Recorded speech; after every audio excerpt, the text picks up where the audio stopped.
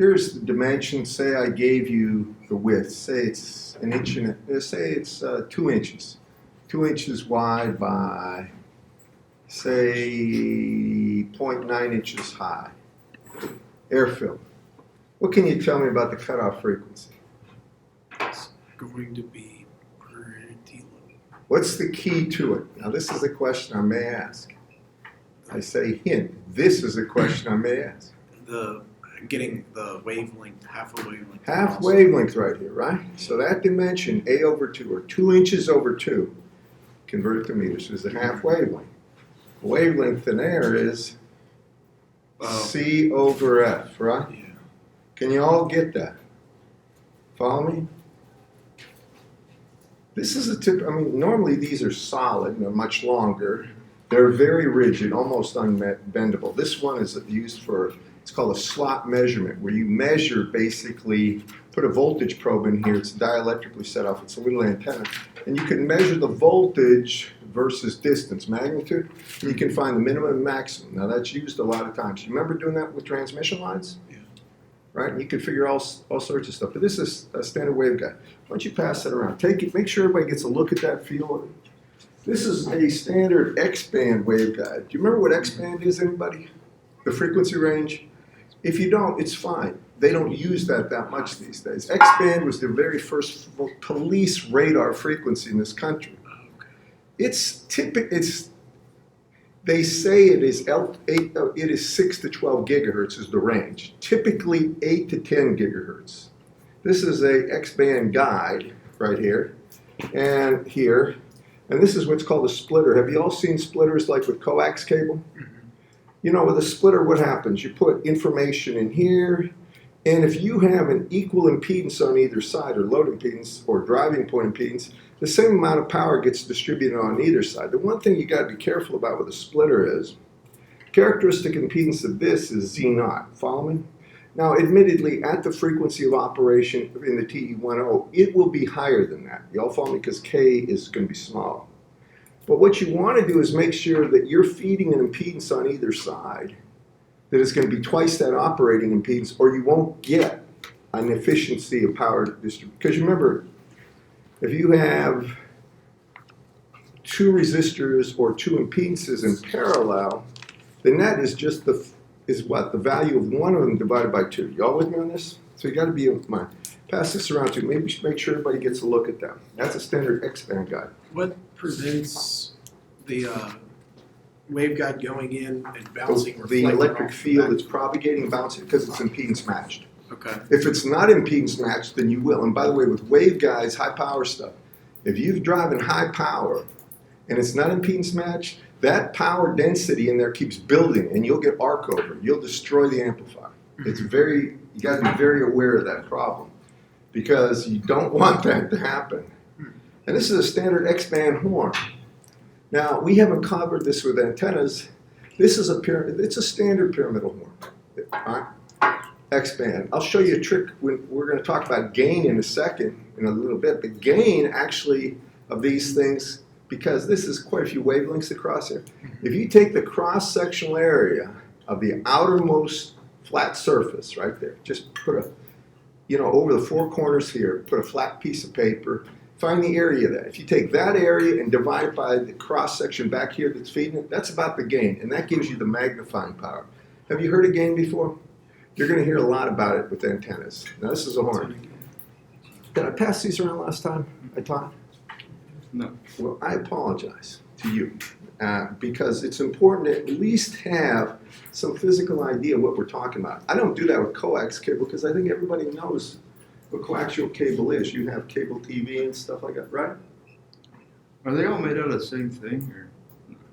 No, that one's probably cheap. It's probably just, honestly, pressed steel. I don't know if it's stainless or not. The guide is. That's a horn antenna, though. The guide's usually stainless or corrosion resistance. And the really good ones at super high frequencies, when you get around 40 gigahertz and up, they'll gold plate the inside, so there'll be no oxide. Because when you get any oxide, you get problems. All right. That's stuff that I deal with regularly. So now we're into chapter. I'm going to do this a little differently. We're really done with chapter I mean, obviously, I'm not really fond of the treatment for slab wave guides or the actual fiber optics because there's not a whole lot of depth. If I'm going to give you a question about fiber optics, I'll telegraph what it is. And it's usually what's the core diameter for a single operating frequency or for a slab waveguide, what's the minimal thickness so you get only one mode. Follow me on this, class? All that other stuff is really not, you don't have enough really background based on Maxwell's equations to do problems of interest. You just have a couple of formulas that technicians would use. So now what I want to do is chapter 8, and this is important. Now we're going to get into actually radiation power antennas. And I like to do this, I want to give you a retrospective on this. Dr. Wentworth's book does this kind of weird. Instead of starting with Maxwell's equations, maybe with waveguides in Wentworth's book in chapter 7, he gives you the equations for cutoff, for impedance. He gives you all these equations, velocity, propagations, without starting with Maxwell's equations. What he does is later on, he develops them. Do you all remember that in chapter? Did you all look at chapter 7 in Wentworth's book? The yellow book, right? Here he does the same thing. He just starts, he said, these are the equations that apply to an antenna, and we'll derive them later. Now, in this case, it makes a little more sense, so you have a greater appreciation for why when we solve Maxwell's equations, we solve them the way we do. I like this approach. So, everybody with me? This is going to be something that's very important. So what is an antenna? Well, an antenna is anything that's going to take electromagnetic current and create radiated electromagnetic fields or photons that are going to be launched forever. That's all it is. Good examples, horn antennas, straight wire antennas, like Weagle FM, any kind, right?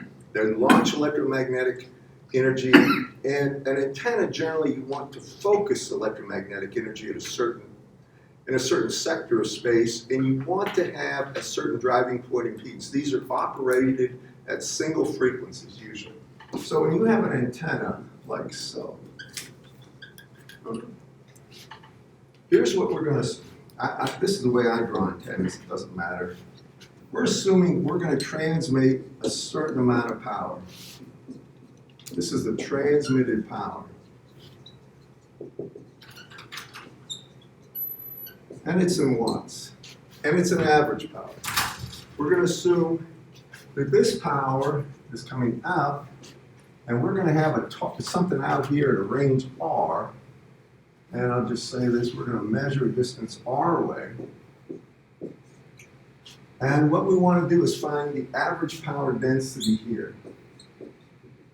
Now, average power density's units are watts per meter squared. So the units are watts per meter squared. This is real important what I'm about to show you.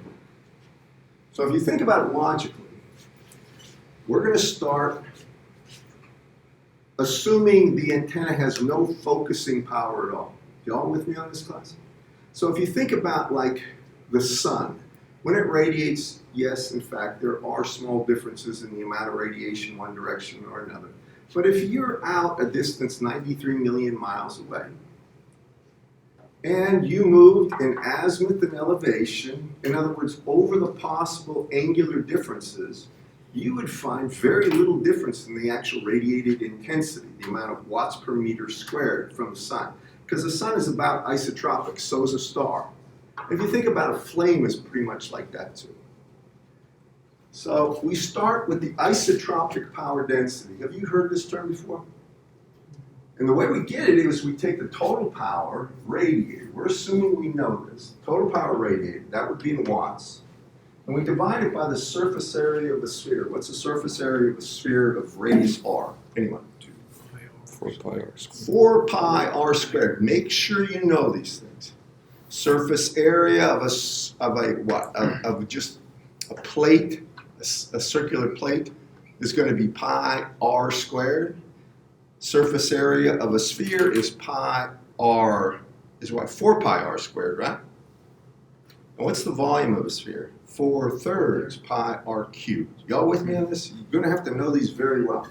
So you divide this by 4 pi r squared. Now you have what's called the isotropic power density. You can circle that right here. Just call it P iso. It means that would be the power density if there was no focusing ability. Now we multiply that by the gain, G. And I'll erase this. In doing so,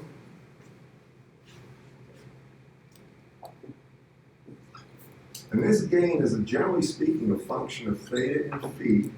So if we take a look, and this is the z-axis as such, then you know that if we're out this distance, theta would be associated with the measurement from the vertical axis the antenna was mounted on to the actual radius vector. And there's also a possibility of having a dependence on phi. And phi is the measurement from the x-axis in the actual perpendicular plane to the radial vector's projection on the xy plane. Can you all follow me on this? In other words, G does not have to be a constant, and it isn't a constant. That's the power density in watts per meter squared. I'm just going to put it down as average power density is going to be equal to transmitted power in watts over 4 pi r squared. That is the isotropic power density times the gain, and that would be the gain of the transmitting antenna. You can put sub p. That is a function of the angles. All right. Now, hear me on this one.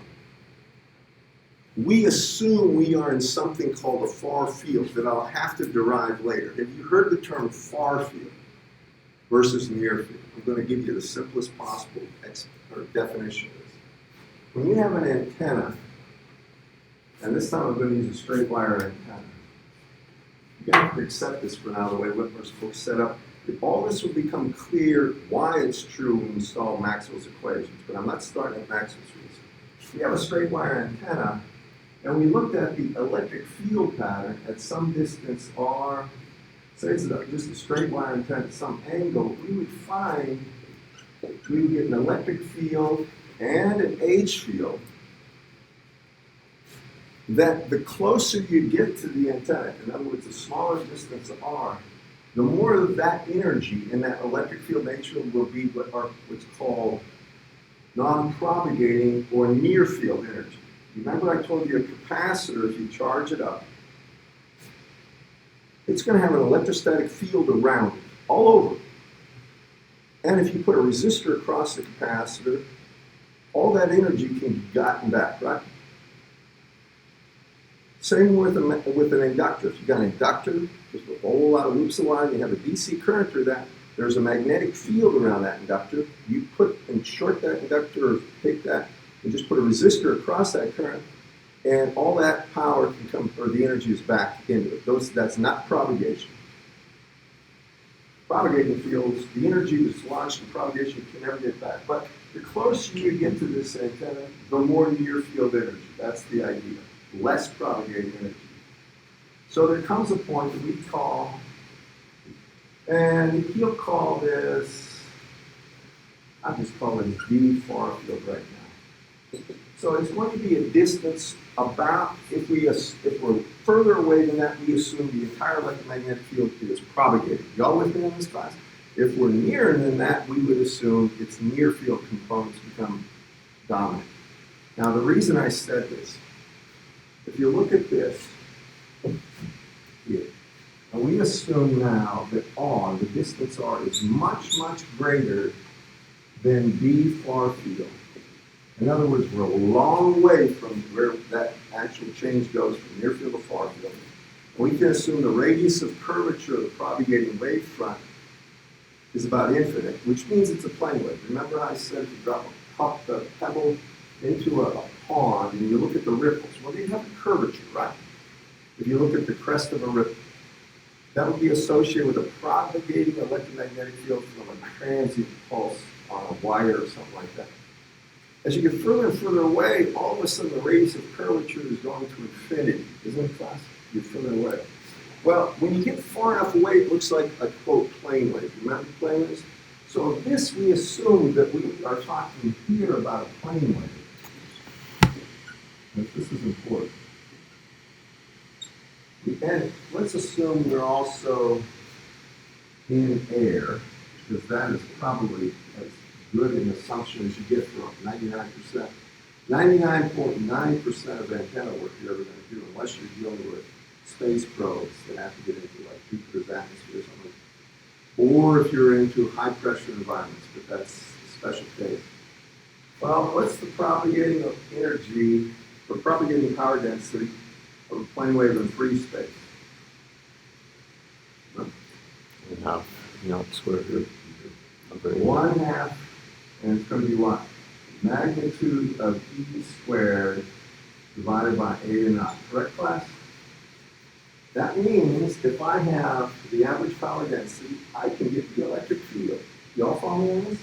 By reverse engineering it. And I'll put it up here. So I can take the average power, I'm not just use average power density, I can take the average, that you can calculate right there, and I multiply it by 2, then I multiply it by 8 and I take the square root, and now I have an electric field in the far field of this problem, in magnitude here. Y'all agree with that? All right, somebody besides you. How do I get the magnetic field? Magnitude, we'll probably get anyone. 1/8 times the, E field, right? yeah, So it's the E field magnitude divided by eta. The way you can always think about this, if we're talking about propagating fields, what are the units of E field? Volts per meter. What are the units of H field? Amps per meter. Volt per meter divided by what is amps per meter? Volts divided by ohms, or about the intrinsic impedance, give you amps. Y'all with me? Just little things to keep in mind. So that would be the electric field. Now, in Whitmer's book, I'm trying to come at this from a point of view of what's important. This covers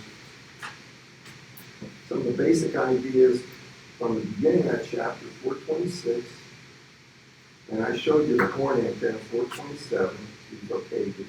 Now in 428, in equation 8.1, he, out of the blue, just says, well, the far field for an aperture antenna is 2L squared over lambda.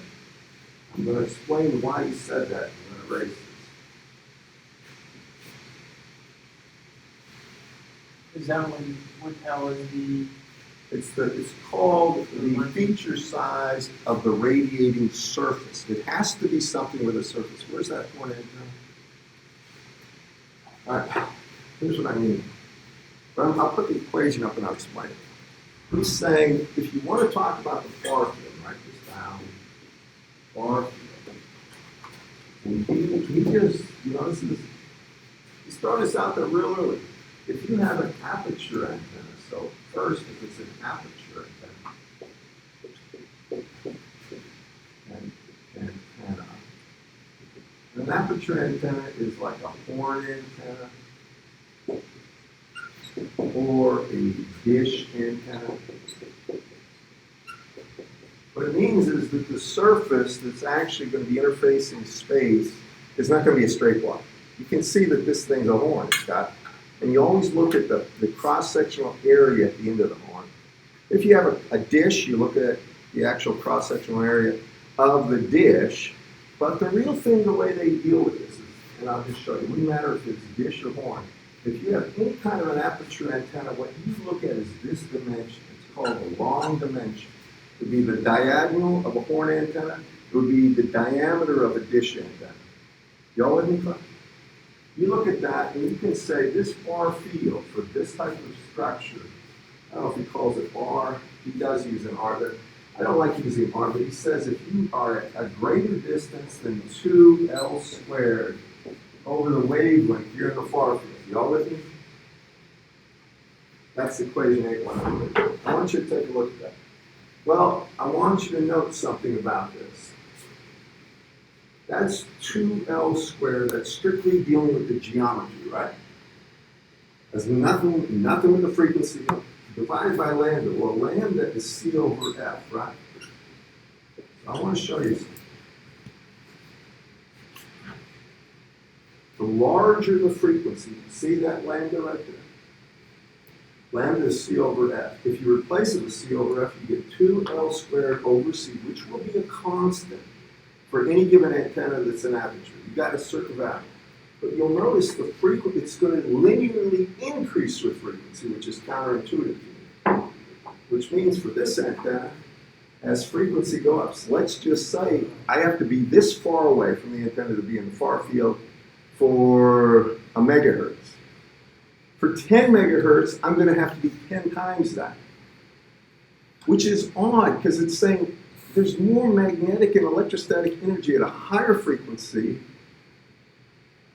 I mean, basically, it's going to be less confined to the antenna at higher frequencies. Well, that doesn't make sense to me because the wavelength is decreasing. Y'all with me in this class? Now, for straight wire antennas, it's opposite. And for this one, I'm trying to find out where you have this, but hang on. He's showing me for aperture antennas in equation 8.1. Can you write that down? Equation 8.1, it's apertures. But, and I'll literally prove this to you when I get to the straight wire antenna proofs. But this is interesting to me.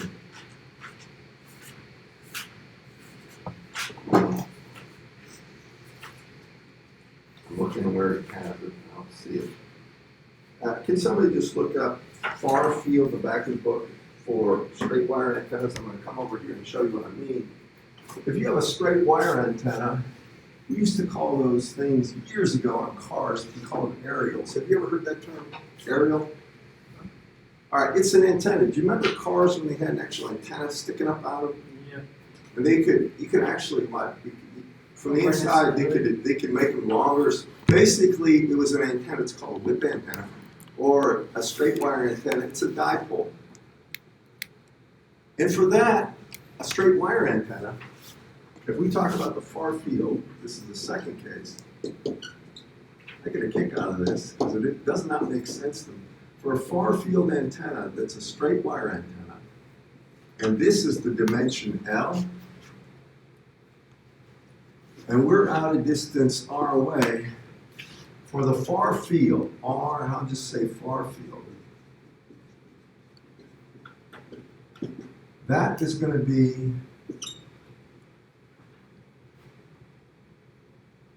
the way he's going to do it is going to be lambda over 2 pi. Now, I'm doing this for a reason this way. So that's C over 2 pi, and it's going to be divided by F. It's inversely proportional to frequency, is my point. Let me see if you find it before me, would you please tell me where it is? Since it doesn't have straight wire, but you said it's a dipole. Dipole is the same thing, yeah. Where? What equation? Trying to find it.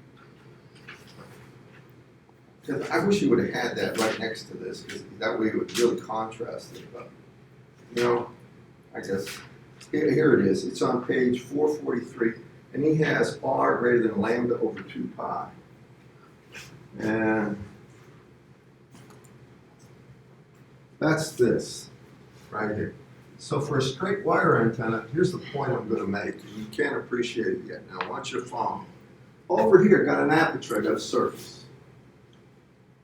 I have to go, the higher the frequency, the further away I have to go. Over here, I got a straight wire. For a straight wire, the higher the frequency, the shorter the distance is before you get to the far field. You all with me? It's inverse. In fact, a lot of this doesn't make sense until you actually get to the equations of the electric fields that come off these different structures. Because then you'll see, when we go through the analysis, they are quite different in terms of the way the electric fields develop. An aperture antenna is much different than a straight wire antenna in terms of how the field is developed and why near fields. I mean, look at that. Where's the near field on this thing? Remember, this is the equation. As f goes to 0, it's infinite, right? But as f gets larger and larger and larger, it gets closer and closer and closer. Do you all see that? I'm just making trying to show you some things. It's the opposite over there, right? At zero, there is no. It really, I mean, its frequency is going to zero. Basically, you're in the far field, you step off the antenna. So Hertzian dipole is the same as straight line antenna. Well, Hertzian dipole is a very short antenna in terms of wavelengths. It's less than a tenth of a wavelength long, but we're going to get there. Okay. We first need to just talk about. From my understanding, horn antennas are used for like above gig type stuff for higher frequency. Well, yeah, typically a horn antenna has a much greater focusing ability than a straight wire antenna. Yeah. And when you do microwave dishes, anything where you want focus, power, or energy, you would want an aperture, a horn, or a dish. And I don't have extensive experience with there are long periodics, there are helical antennas, there's a whole bunch of wire wrap. I don't have, with all those structures, I've done a great deal with dish and horn antennas, not a great deal, but plenty. I was on the aircraft carrier Eisenhower as a weapons consultant, doing electronic warfare back in '87. I've done a lot of stuff, and I'm familiar with most target acquisition radars. These are high frequency things that are trying to pick out a small target and then track it. And also with navigational radars, long distance radars that are basically just looking at the surface of the sea to find ships. And then there are 3D radars trying to figure out where aircraft are in the air long ways away. But those things rotate, by the way. Most antennas either rotate, they're legacy antennas, or they're phased array, where they'll shift the actual point that the entire maximum power density is pointing from the radar. Now let me get to some of the other things about this. Yeah, that makes things. Dr. Wyman just tells you these are the formulas that apply, and then he'll develop them. And I didn't used to like that, but I see when I start to develop the formulas from Maxwell's equations, you'll appreciate why I do what I do. He tries to show you an idea of what's going on. I'm going to have to show you directivity related to gain, and this is going to be something in section, on page 431, it's section 8.1-3. But first, let me tell you something about an antenna. When you have an antenna, the term gain is the more important one. So gain itself, the symbol is G. And gain is equal to something called the efficiency of the antenna times the directivity. Now that is not diameter. D in this case is something called directivity.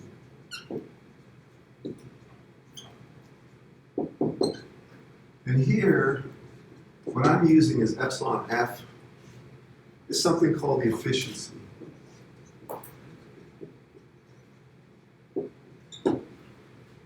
So that doesn't mean a lot to you yet, but I'll try to make sense of it.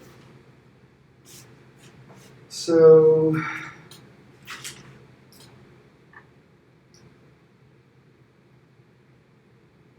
just looking at how he's doing this. Okay. So when we're talking about, I mean, this is an abstract concept right now. You just saw gain, you multiply the isotropic power density by the gain, you find the power density or the increase, right?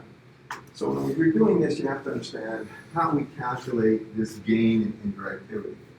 What we do is we say if we have an antenna that's just radiating power isotropically, it would radiate P, and I'll call it P total as such. Now, you with me? This is the total radiated power.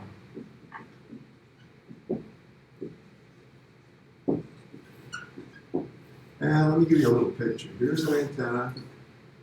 And now I'm at a distance R away, and my total power radiated here is going to be PT.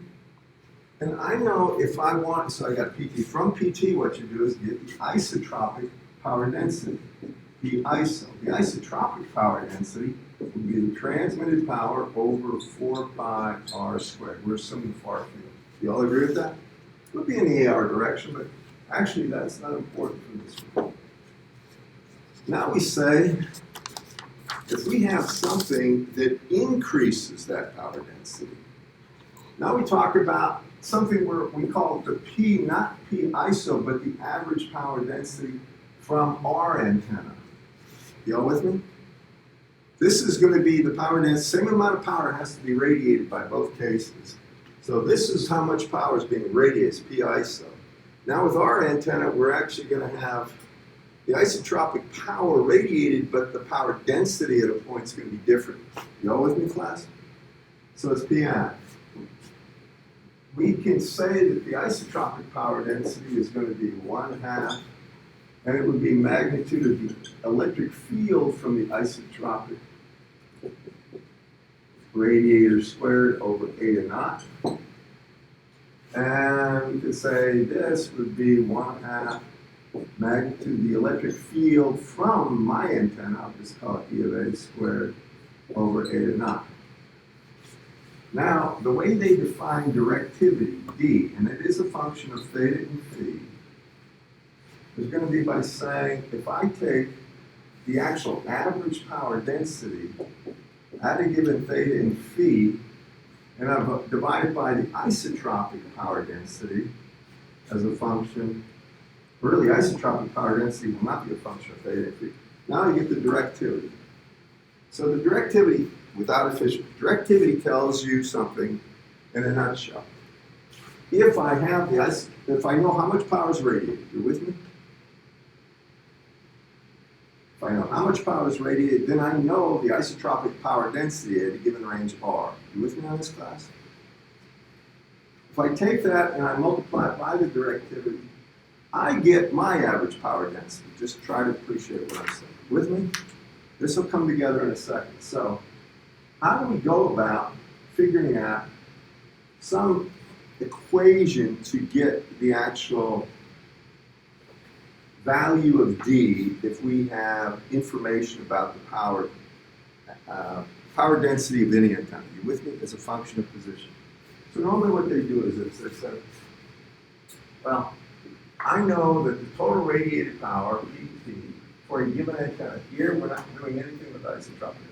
Total radiated power would be the integral over all space would be from 0 to pi, 0 to 2 pi, of the average power density.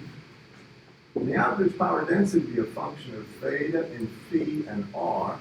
Then it's going to be times the differential spherical surface. Do you remember if you're in spherical coordinates and you're at a given distance r, what the differential spherical surface is? R squared sine theta. That's D theta theta. d phi. You're right. Very good. So it's going to be r squared sine theta d theta d phi. That's the total power, or this is the total transmitted power. Now if you take that total transmitted power and you divide it by 4 pi r squared, now you get the isotropic power density. Does that make sense? You'll notice when you do this, what I'm going to get rid of is that r squared. So I get this. I'm going to get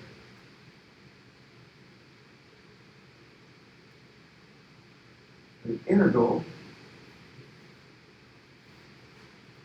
I'll tell you what, I'll just write it down. It's going to be the average power density itself as a function of theta, phi, and r times r squared sine of theta d theta d phi. It's going to be from 0 to pi and 0 to 2 pi. And then we take that and divide by 4 pi r squared. And lo and behold, now I have a definition of the isotropic power density. Then I come over here to this equation, and I say D average, or the directivity is a function of theta and phi. Just want you to watch this. You don't have to write everything down. Just follow. You all agree that if we have a power density, you'll notice there's no formula for this power density. It could be for anything, but we have to have a function of r, theta, and phi. So we probably get the electric field first thing. Multiply by r squared sine theta d theta d phi and go from 0 to 2 pi and phi and 0 to pi and theta. Divided by 4 pi r squared, that has to be the isotropic power density. You take total radiated power and divide it by 4 pi r squared. You agree? Now, This says the directivity, I'll write it here. The actual directivity is a function of theta in phi is equal to the average power density, whatever it is. You can see that the average power density is P app right here. Function of theta, P and R, over the isotropic power density. And that's that. So I get an integral of average power density, I'm just going to leave it as such, times R squared, whatever, sine theta, d theta, d phi. And then I divide by 4 pi r squared, or I can put 4 pi r squared here. And I want to erase this to make my point. It's going to come down to a very simple formula. Okay, I didn't put the limits here, but it's 0 to 2 pi and 0 to pi. Now, are you with me so far? When you look at this, a very important point comes out. These r squareds go away. All right.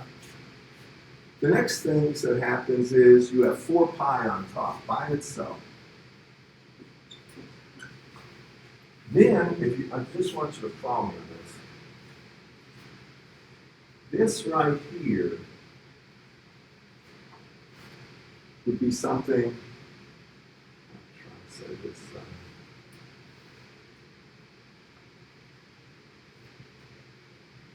how about we do this? Let me divide, can everybody follow me on what I've done so far? I want you to show you an easy way to think of this. Now let's divide top and bottom by PF, right? Remember, I'm dividing by PF. So when I do that, I'll leave the 4 pi here.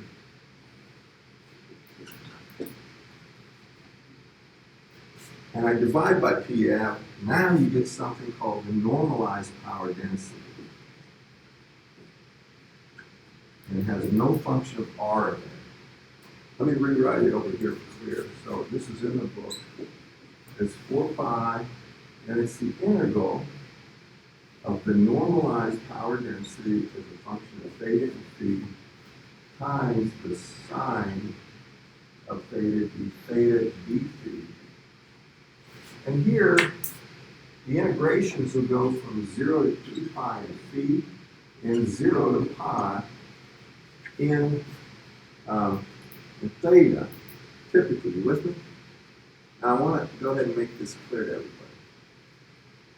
What this really is we're integrating whatever the power density would be from the antenna at a given range R, and then we divide that by the maximum possible power density at that range R. Doesn't matter what it is, it's called the normalized power density. That's that. Can you all follow me on this? When we integrate the normalized power density over a surface that really is just R equals 1, if we integrate that and then divide it into 4 pi, that is the directivity or the enhancing ability of the antenna, but it doesn't account for any kind of resistive losses. So let me go ahead and do this and write it down, and I'll show you this with the symbols they use in the book.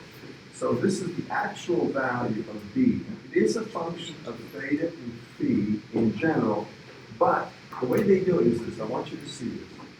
They're going to calculate D max.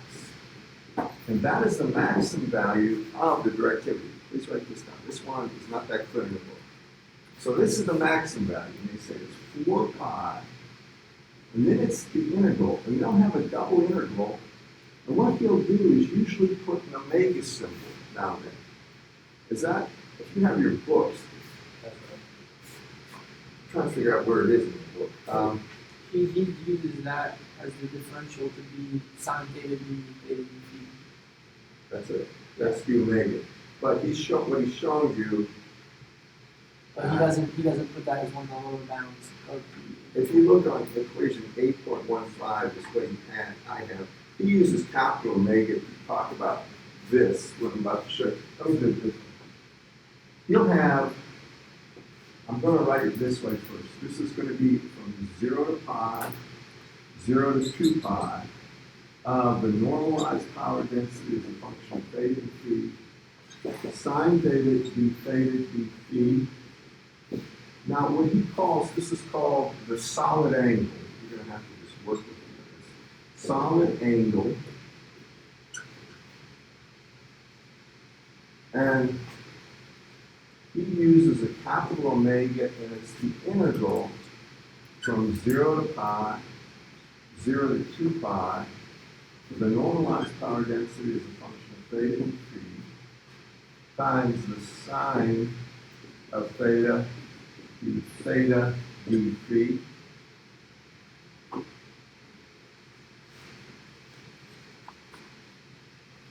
He'll use this, and then he'll say d max, I'm writing this down because it's not that clear in the book, is equal to 4 pi over capital omega. It's called a solid angle. That's all it is if you're looking at it. Let's say beam solid angle, something to that effect. To get the actual value of d as a function of theta and phi, you take d max, which is now, take the maximum value and you multiply it by the norm, whatever the equation is for the normalized power density as a function of theta and phi. Y'all with me? It's never a function of R.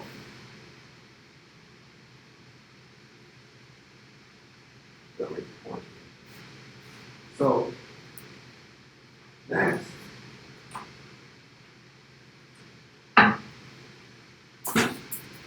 After that, this is the important piece here. And this one right here. Now those two give rise to the next thing, and that is the gain. And the gain is about equal to the directivity if it's an efficient antenna. I'll spend more time on that in a bit. But the gain is a function of theta, and phi is just the efficiency times the directivity as a function of theta and phi. Best way to really appreciate this is do a quick example. As far as I can tell, that's the best way. With me, class? So in his book, let's see, here's an example. I'll come up with one thing with you.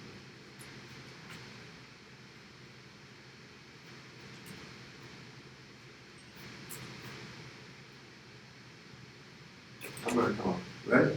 Yeah. So when you wrote the solid angle, he doesn't have the p normal. He just has integral from 0 to 2 pi, 0 to pi, sine theta d theta d phi.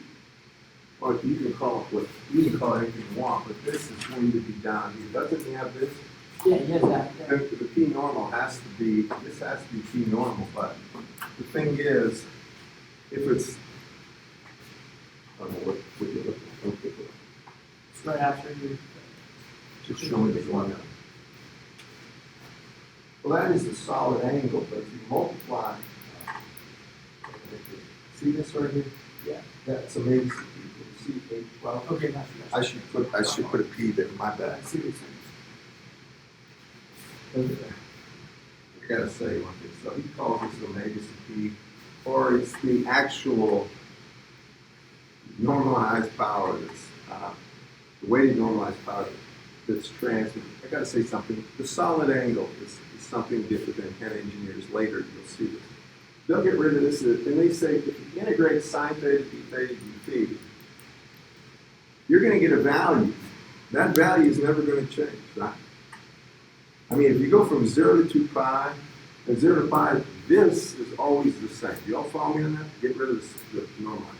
Now, if you limit the range and you go from 0 to some upper maximum that has to do with what's called beam width, and from 0 to the upper maximum beam width in the other direction that we're going to talk about, then you would get something called the solid angle where the beam's transmitting through. And that doesn't mean much to you. So we go through a problem, and I'm going to try to explain beam width too.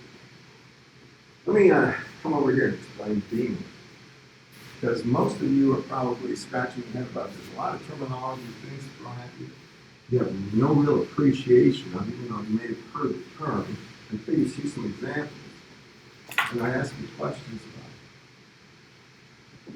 So, we know we normalize the power density, and we know the normalized power density, right, is proportional to the directivity. Y'all follow me on that?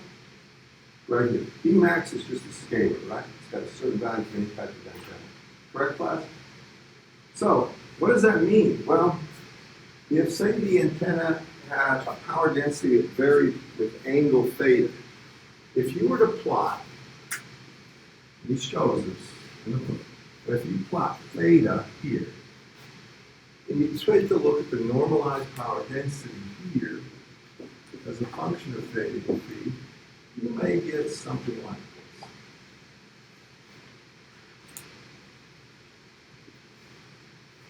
Out to 2 pi. I'm just doing this from 0 to 2 pi. 0 to pi, pardon me. 0 to pi. Can you all follow me? It would repeat itself from pi to 2 pi. Do you all follow me in this class? Well, there's 2 peaks here and here. 3 actually, right? The dominant peak, the largest peak would be this one. You agree with that? So this plot itself doesn't tell it like you'd like to see it. What they normally do is take a polar plot. So they're going to say, here's what we're going to do. I'm going to plot the normalized power density versus angle, but I'm going to use a polar plot. Here's straight up, Z. You can see straight up or at 0 degrees, if this is theta, I got nothing. You all with me? Can you all see this? So as I'm plotting it, I'm going to get something like this. This is going to be x versus angle theta, and this is theta equals 0 here. It'll do this. Something like that. That's what I was going for. Something like that. You with me? Okay. Let me take it over. Let me expand that because it goes to pi. Pi is straight down. So I'm going to have something like this. Too big.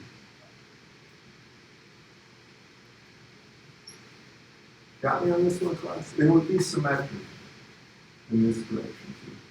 Has to be symmetric. So when we talk about beam width, we're talking about first we have to get something called the main beam. This is the main beam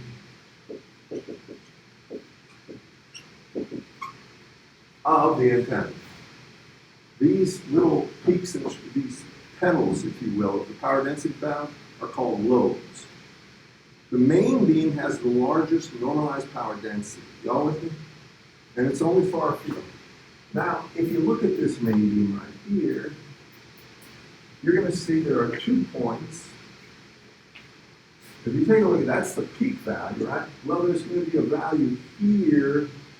There's going to just call it P0. This is going to be P0 over 2. And this is P0 over 2. These are the half power points.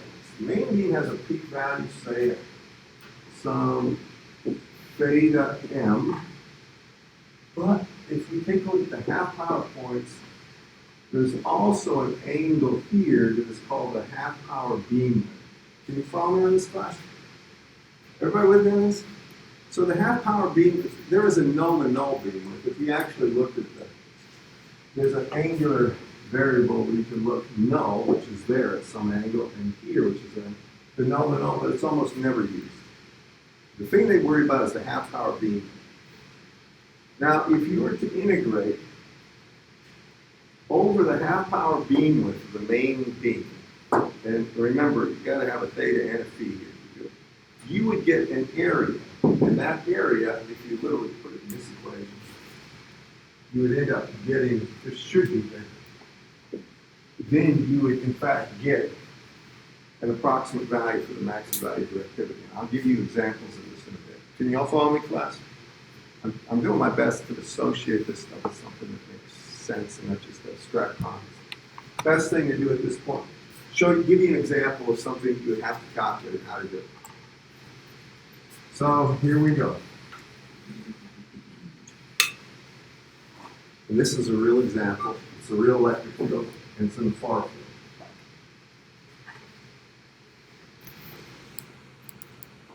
So if I have a short dipole, this is, we haven't even talked about how we go about analyzing this.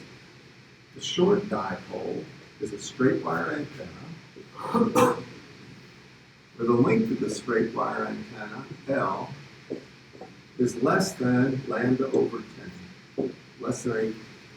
All right? That's a short dipole. With a short dipole, you're going to assume it has a current I naught on it. And the I naught's gonna be the same value over the entire length, which doesn't make a lot of sense, but it's the way they do it. It has to go to 0 things, but don't worry about it. This is used for analysis more than anything. So now if I come a distance r away, and this is the angle theta, and we're gonna assume that r now is much, much greater than 2 pi, or really the lambda over 2 pi, lambda over 2 pi. So we're assuming we're in the far field. With me? We'll prove this later, but the electric field out here in the far field, the electric field will be equal to, write it down, you can find it in the book. It's J eta naught, and then it's going to be beta, and beta is 2 pi over lambda, and it's times the length of the antenna. And then after that, you're going to get I know, whatever that value is of current. Then after that, you're going to get a sine of theta. Can you all follow me? Theta is the angle measured from the vertical axis. Then all this is going to be divided by, and in his book, he's going to have 4 pi r.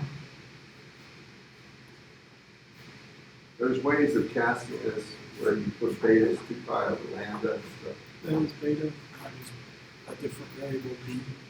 Sorry? That is the same beta that we. 2 pi over lambda, that's right. I'll tell you where I'm getting this. Find it.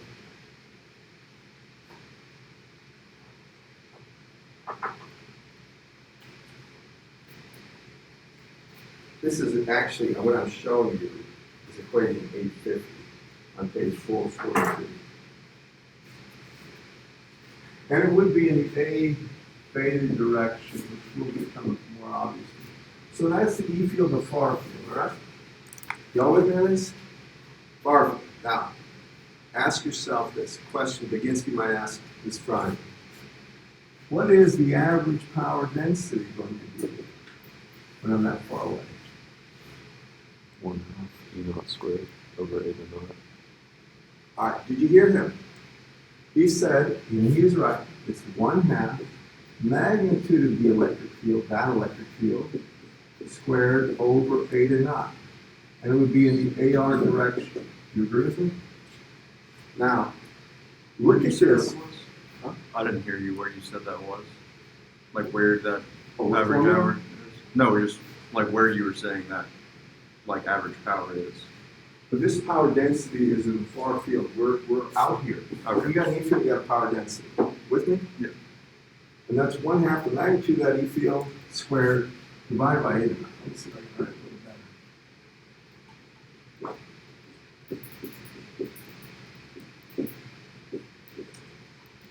better. Okay. All right, magnitude. And as soon as you see magnitude, J goes away. Got me on that? And, oh, actually, this has an e to the minus j beta r in it too. I'm so sorry, but that's a phase term. You with me, class? And then can you refresh, that's like the average, we got to it really quickly, but This it's is the 1/2 power. It's power density. real E cross H. Well, if you wanted to do it that way, yeah, but we're in far field in free space. 1/2. This is, this E field we get. I didn't prove it, just stated it. Yeah. This 1/2 E squared over 2 eta naught would be 1/2 the real part of E cross H conjugate, right, in free space. Correct, class? This is far field, it's radiating. So if you look at this, you get rid of all the phase terms, the J, the E to the minus J beta R.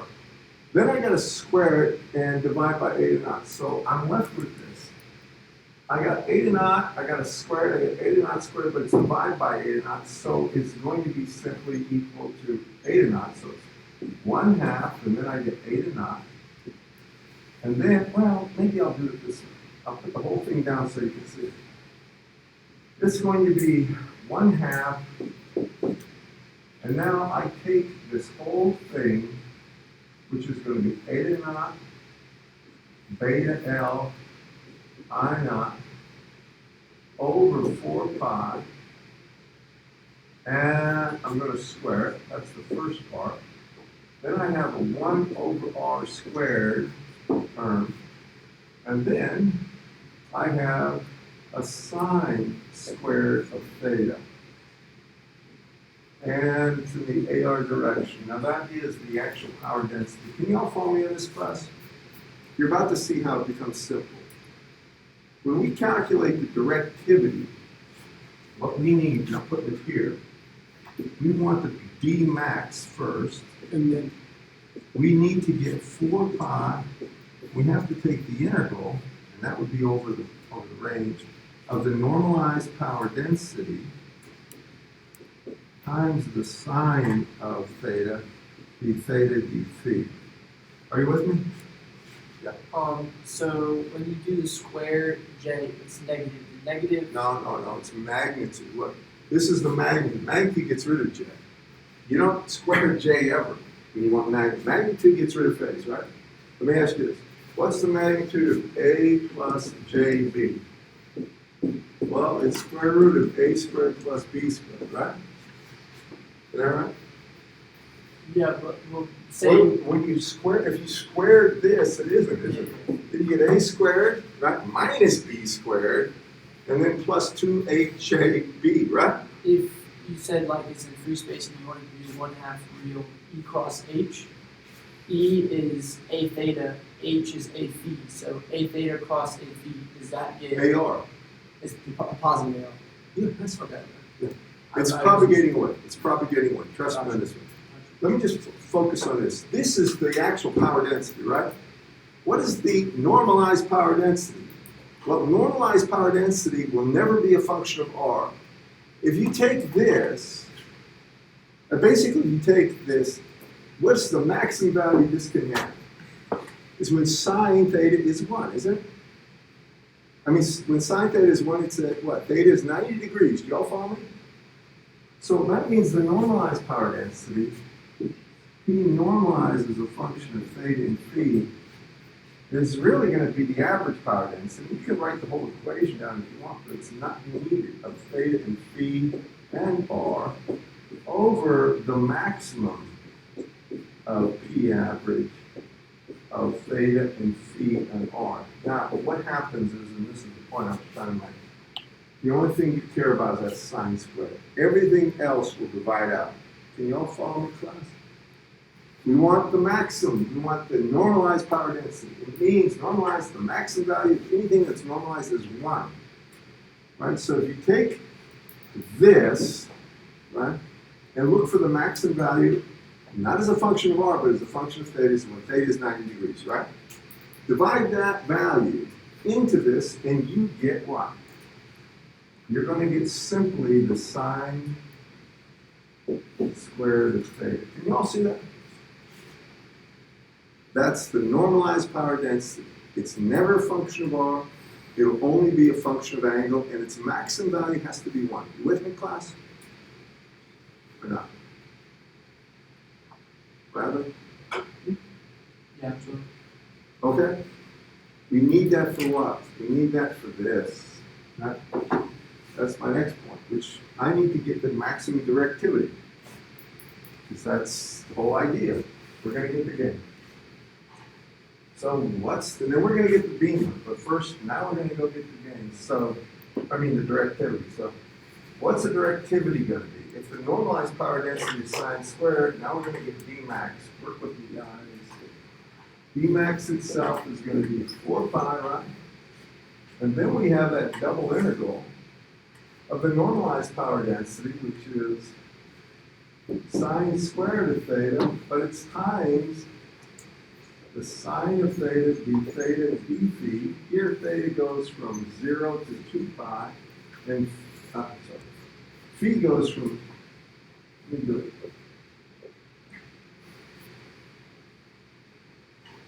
D phi,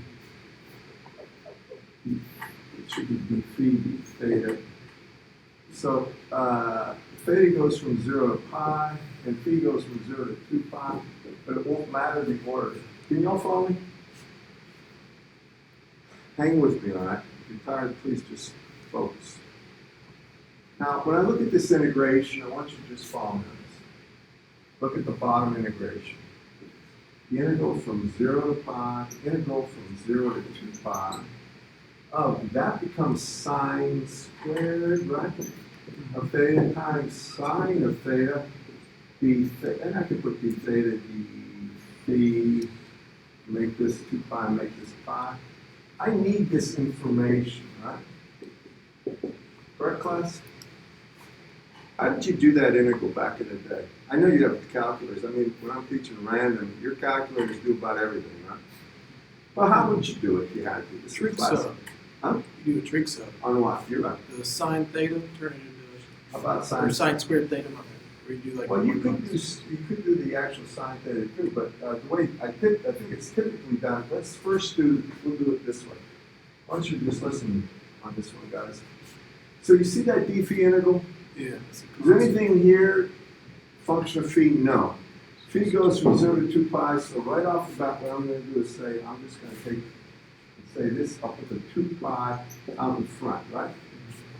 Now with this, he's right. I could say let u equal sine squared, right? And then du is equal to minus, if u is equal to sine theta, pardon me, then du is cosine theta, right? You got a u squared du. You could do it that way. Another way that's classic is they do this. They'll say sine squared. Well, that's really what? Sine squared is 1 minus cosine squared theta, right? Actually, you would have to break that up into a 1 minus cosine squared. You can't do it just with if this was a cosine, you could do this. So 1 minus cosine squared times sine theta, d theta. And we know, I'm just going to put the 2 pi out here from 0 to pi. So if you look at this, what does it become? I'll leave the 2 pi out in front. So I have the integral of sine theta times 1 d theta. Integral of sine theta is minus cosine theta. Do you agree with that? Minus cosine theta, and I'll put it down this way. Minus cosine of theta evaluated from 0 to pi. We'll deal with that in a second. Then I look here, I have the integral of cosine squared sine theta with a minus sign. So I'll just do it this way. Now I have minus cosine squared of theta, sine theta, d theta, and this goes from 0 to pi. I'm trying to evaluate this. What is that going to be? Well, here's where trig substitute. Let u be equal to cosine of theta. Du is minus sine of theta, right? If I do that over here, I end up with minus the integral, and it's going to be u squared du, and the minus sign goes away. And then, since I let u be cosine of 0 is 1, isn't it? And cosine of pi is minus 1. So that would be the integration, second part. Do you agree with that, class? And what is that going to be? That's u cubed over 3, right? Evaluated from 1 to minus 1, it is what? Well, it's minus what? Minus 2/3, isn't it, class? Pardon? I think so. I'm blaming you for saying. So it's going to be minus 2/3. And what does that boil down to? This part is what? You could change the limits, get rid of that minus sign, so I get cosine of 0 minus the cosine of pi, which is minus 1, so I got 2 there, so I get 2 pi, right? And then I have 2 minus 2/3. Let's see. This is right. So what do you get there?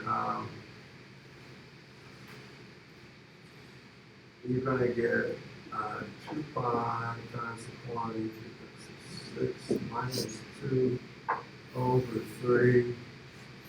That's 4, so it's going to be 8 pi over 3. Do you agree with that? How'd you get 2 from the cosine? When you integrate cosine, or minus cosine from 0 to pi, right? These are the limits. Cosine of pi is minus 1. Oh, yeah. You're going to get 2 out of I this. pictured it wrong. You're right. All right, so you're gonna get 8 pi. Then finally for the directivity, the maximum directivity, come over here. And this is a classic example. This is the maximum directivity for a short dipole. And it's gonna be 4 pi, if you listen to me now. Now I plug in that value, 8 pi over 3. Over 3, 3 comes up top, and you get what? 3 halves or 1.5. Can you all see that? That is the actual gain, directivity of a short dipole, about the same as the gain. But the thing is, it only has, what that really tells you is it magnifies the isotropic power by only a factor of 1.5, which is not much. Now, there's also a beam width we have to talk about. I know I've only got a minute. Did you follow me at least in the train of thought here? Yeah. Quick question, what's the units for Dmax versus units? Unitless. Directivity is unitless. And that's, so if we multiply that by, The isotropic power density, or if we multiply or the efficiency you Dmax get, times, the normalized power density, right? what was EF, epsilon F, that's efficiency you The said? efficiency. Okay, you multiply that by the efficiency. So look, for gain, For gain. if you want the maximum gain, you take the maximum directivity by the efficiency. If you want the actual gain, you take the actual gain, which is going to be D max times P normalized to theta infinity times the efficiency. Okay, I see, this is gonna be tricky. And gain is unitless, right? What? Gain is unitless. Yes, it is. It's a magnifying effect. Now, when you look at this, what's the beam width? This is the one part I wanted to finish on.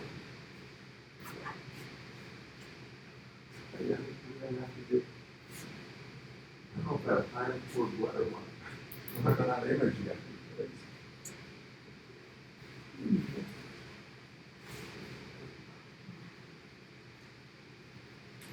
I didn't breakfast and lunch.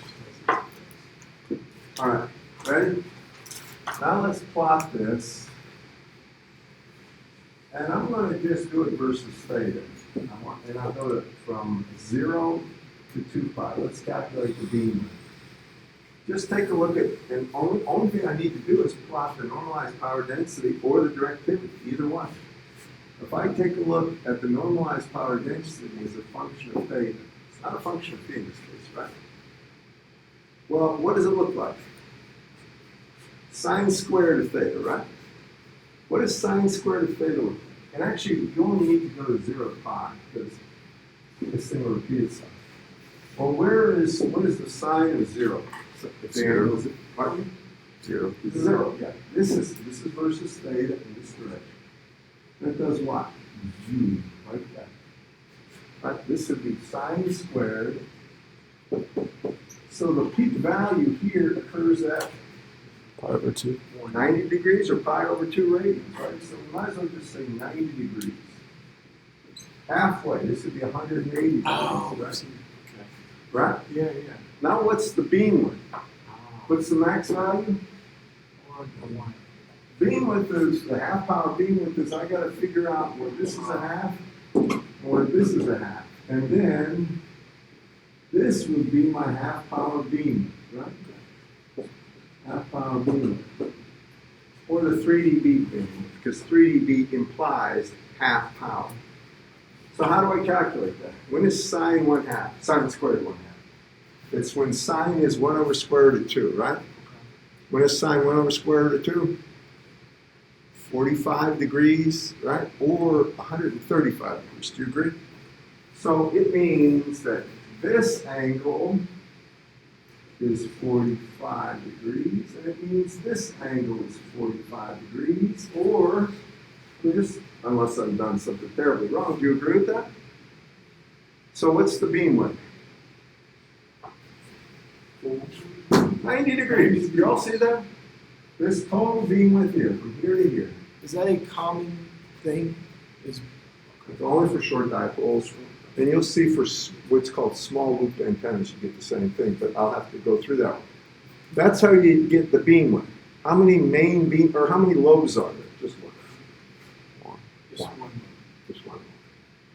All right. And if you would plot it, a polar plot of this, if this is your antenna in this direction, it would look like this versus. And if you spun, if that's the z-axis, if you took it and spun it around the z-axis, you can see it makes a pseudo weird donut look, right? And that would be the shape of the actual power pattern. They call it. I'll give you some problems on this. I tell you, I think you're going to be all right. So a logical question is, what's the quiz on?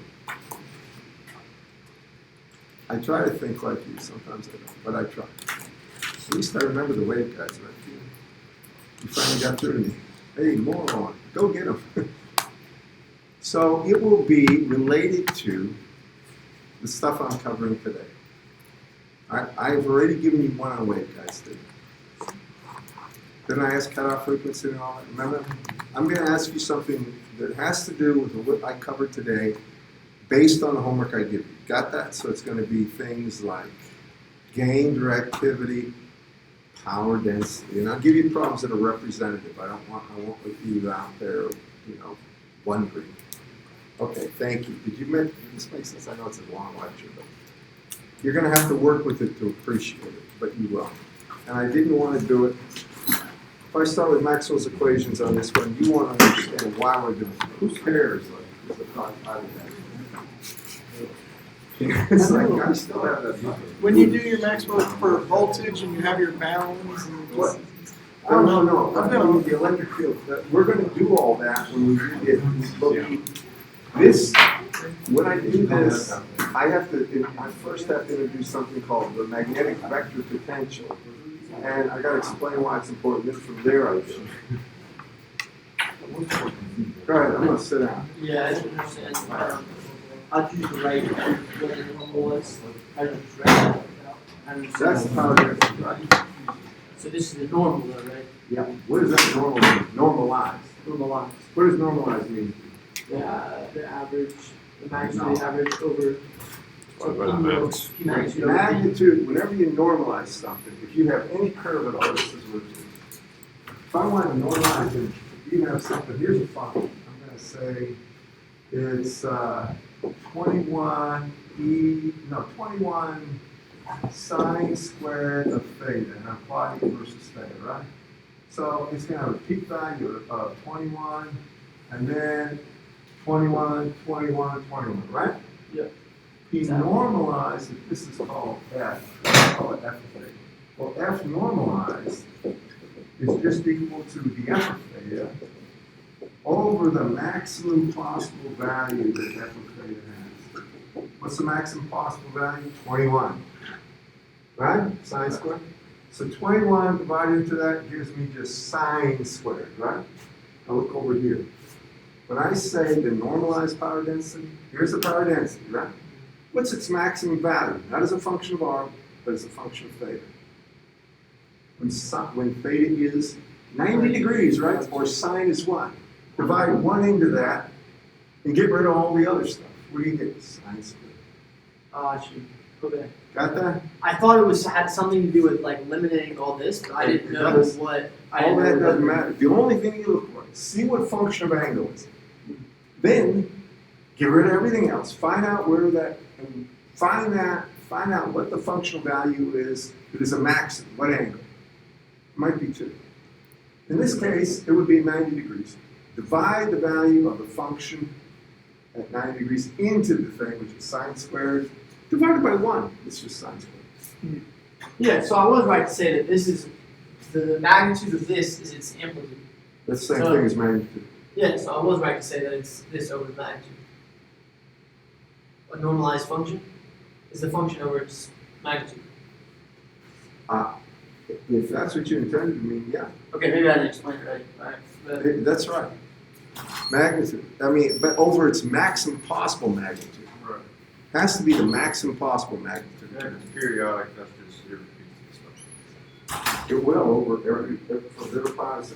I'm gonna sit off for 1 second. Oh, I'm back. So, quick question. Yes, please. So, this number, What now? this whatever all that this crap doesn't back matter. this is, Bag it. all it does is set whatever. If you were plotting versus Yeah. And, but we need to, the only thing you ever look at, get rid of everything but the angular variation. Then in that angular function in the power density, find the angle, it is a maximum. Divide the value of the function at the maximum angle into the actual angular function, and now you have it. Because then the maximum value has to be 1. Maximum possible. Did you cover the question on the slab waveguide at the beginning of class? I just said that, yeah, well, anytime you got a slab or a fiber optic guide, I made a point that the only thing you care about is what? The actual dimensions associated with only one mode, right? Yeah. That's Okay. the only thing you care about. So in this particular case, the thickness is our dimension that we're talking about, and we would just use like a 1O It will mode, be, and then you would use that equation to find the frequency. yeah, and I think I put it in there, didn't I? I put Which the one? solution. The solution looked like someone X'd it out. Like someone, it has solution equal blank. To the, Is it over here?